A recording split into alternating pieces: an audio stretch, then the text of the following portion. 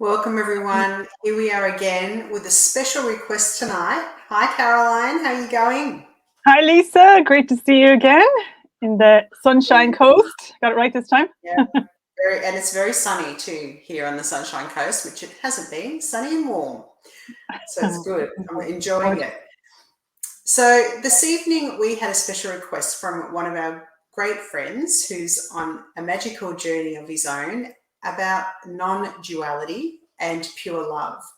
And defining these helps us to understand how they actually influence our lives and how they can interact to actually give us the opportunity to live an inspired life. So I thought that I'd invite Carolyn to come out of the closet and bring her mystical self in tonight and have a conversation about non-duality or non-dual thinking, pure love, and how that can inspire your life. So Carolyn, non-dual thinking. Thanks, Lisa. Thank you so much. And thank you for the question. Yeah, what an amazing question. And like that, life is always informing us. So it's obviously something that people want to hear. And I'm happy to come out of the closet, demystify mysticism and bring it down to earth. Yeah, so I suppose it's amazing because it talks about, yeah, the non-dual state, I guess, is we're trying to train ourselves to come into wholeness, and it's like why I always wear these earrings for symbol of that, or wholeness, or coming into that, whole understanding of how we live our life. So I suppose to look at where we are at the moment in our thinking as humans, we always split the field, as I call it. We're always, when we think about how do we look at life and our attitudes to life, it's always we looking out at life and judging it. We're looking through the eyes of judgment all the time. So we're judging whether something is good or bad. So that means we're in dualism. So it's like there is, the dark and the light that happens in life. So we have positive and negative things that we judge as being, something that is we see as being dark that's happened in our life and causes us suffering. And then something that is, if we see that we enjoy, is beautiful, and that's the positive. But in the non-dual thinking, we think as in a whole. So we look at life as it is. So it's you're taking the present moment, and you're taking everything that's happening within the present moment as your source of evolution. So that everything is happening, whether we see it traditionally as good or bad, it's always helping us to evolve. So then and we know when we talk about the pure love, like we talk about, I call it cosmic vodka, is that, that basically that is the truth of reality, that life is the only thing that's real in existence is love. So love creates the dark and the light. So, when we look at it like that, everything is for our good. Nothing that happens that's adverse, we'll say, is bad. It's actually helping us evolve. It's the fuel to make us grow. It's how we progress, because if we didn't have that, we would never move on. We'd never evolve. We'd never, we need that challenge to grow. We need challenge to grow. All of us, we know, if we're not challenged, we'll go backwards. We'll go down. We'll regress instead of progressing. So when we're looking at our life, it's a training then of, when we're on that path of wanting to live a more joyful, happy life, we're taking on the teachings of that non-dual thinking. So we're like trying to look at life as a whole, so that everything that's happened in my life, instead of staying in that suffering state, we move into a creative state where that each moment is where I create my life. I create my life in this moment. If I accept that what's happened to me is actually for my growth, and it's showing me where I need to, where I was weak, where I need to be built up strong, we can then really empower ourselves and live a purposeful life. So that's the change of, and I suppose it's difficult in one way because the world is set up in a way that it is, say the news, for example, or the way everything is narrated, it is in that dualism. So it's like, it's always looking at the outside, the other person, as I suppose, like I say, sometimes like throwing stones, like, in society, that we feel like, when we see somebody doing something wrong, we demonize them instead of looking at ourselves all the time and trying to understand other people, but actually being more judgmental of ourselves. It's the reverse, really, action that we need to be doing, where we're not judging other people, we're trying to understand other people, and we're trying to be more, you know, I suppose, taking more self responsibility and more self leadership, of our own person. That's, I suppose, the process of changing from that Self-assessment. yeah, that dualistic looking way of looking at the world to this holistic way of looking at the world. Yeah. Mm, Yeah. mm. Yeah, that's amazing, and I think you've just described that so beautifully and so eloquently. And I feel like the mind, like the way I perceive it in terms of emotions, is that often we will end up in a dynamic of relationship, like even in our own lives, with ourselves or with others, where there is this victim, persecutor, rescuer sort of dynamic going on because I'm separate from my true power, which is the way I feel it is when I actually am in the love that I am, when I'm not reactive. I can sit in a state of presence and I feel empowered from within myself. When I'm not in that whole state, I look to get that power or have those, that underlying sense of I'm missing something. We look to get that met by other people. And so we create a whole lot of dynamics which are unhealthy. And the relationships we end up creating might feel great 1 minute, but they're not great the next. And then we get this on again, off again love thing, which brings me to pure love, because I think the love, and we often say, even as parents, our love is unconditional. And yet, if our child does something that really pushes our buttons, I don't know about you, Carolyn, but I remember when that would happen, I would unconsciously withdraw my love. Like it was an unconscious movement, and because that would have activated bits of me, not being a good enough mum or believing that my kid should be something. And so I've unconsciously withdrawn that love. So it's not unconditional, really. Mm, It's mm, mm, dependent upon whether or not they're doing the right thing. And so for me, if I step back into the wholeness, the non-dual state, the present state, the love I can give others doesn't really depend on who they are or how they're showing up. It simply is a given. And for me, there's a purity in that. mm. Yeah, and it's funny when you talk about that. We're kind of start to look at, like you talked about at the beginning, living this inspired life. And when you talk about pure love, it's always that inspired life. It comes from the source of pure love. Mm, So if you are orientating yourself in every moment from that state of pure love, which is the source of, so divine love, this is like, the state that you are trying to, which will evolve you because you're using that as a practice in your day-to-day life. And actually, I had 3 points that I had written out for skills that you have to develop to live this inspired life, and that helps you create this state of non-dual thinking. And the first one is to have positive positive thoughts and habits. So developing and cultivating positive thinking, positive habits. So to look at ourselves and see, like, what are the habits of my thoughts. So listening to your own thoughts, being aware of your own thoughts and the contents of those thoughts.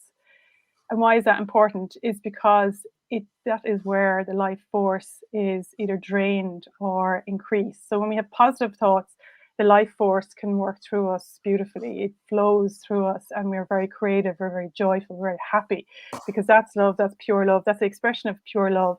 Is always creative. It's always, as we say, inspired, when it comes from an inspired place. But when we have those negative thoughts and those negative habits, that's reducing that energy flow, and it's actually, draining our energy. So we need to always constantly looking at that and cultivating that, and being aware of that, like what you do, Lisa, with your emotions work. Emotions are showing us like where our thoughts are. It's a reflection of the thoughts that we're having, the emotions that we're feeling. So if you're cultivating that as a skill, and then secondly, then is the willpower. The willpower is so important because the the will to bring something into the world, like that divine will, is the most powerful thing, to create in the world.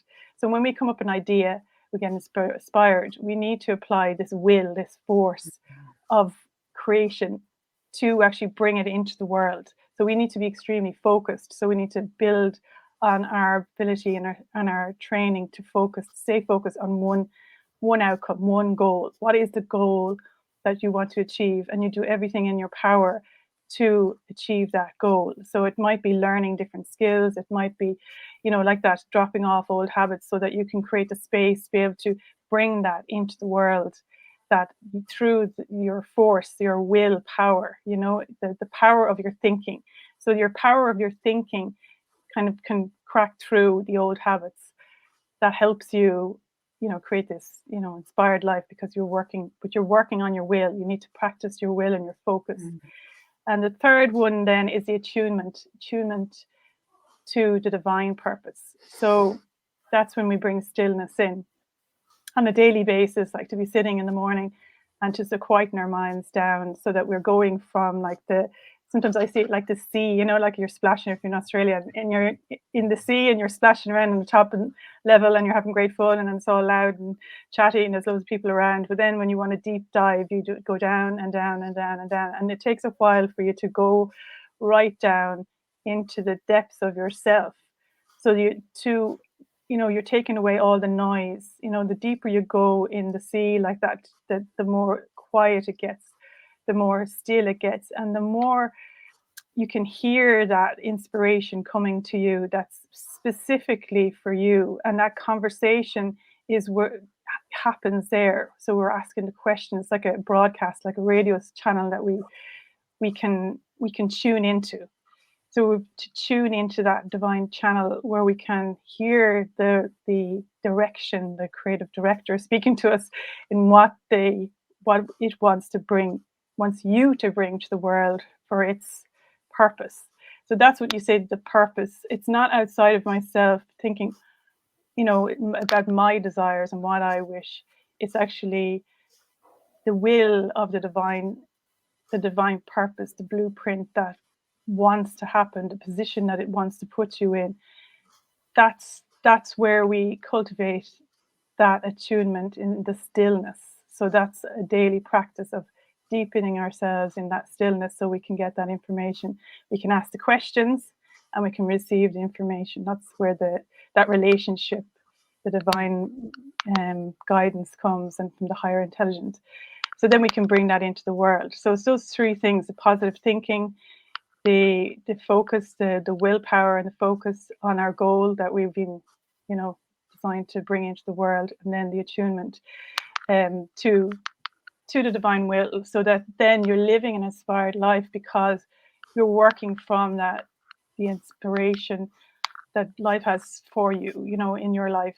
So you're always, you have to be very precise about that. And the idea of that pure love is staying in that, in that, I suppose that's your goal, where you abide, we'll say, you live, your habitat, where you do everything from that state, from that. Don't ever lose the attachment, that connection. It's like as if the energy source comes from there, the inspiration comes from there. And I think you need to be quite stubborn. I think sometimes you need to be quite intense, you need to be quite stubborn, you need to be very determined, and you need to be very willful in life to live an inspired life, because you have to be very focused, and there needs to be a sense in yourself that nothing else will deter you from that, because there's so much in the world that will actually pull you away from that purpose. Everything is designed to pull you back down from that. So there has to be this complete and utter commitment to that. So like I talked about the contract, you know, that you kind of, I would see it as like a partnership agreement, you know, that you're signing a partnership agreement that, yeah, that you're invested life, you're investing in life, life is investing in you, and that it'll be a success once you work together, you know? Yeah. Oh, I love that. I love that. You're investing in life and life is investing in you. And I totally feel that. Like the more I come into that attuned state, it's almost like I can feel how much life wants to give me everything that I want.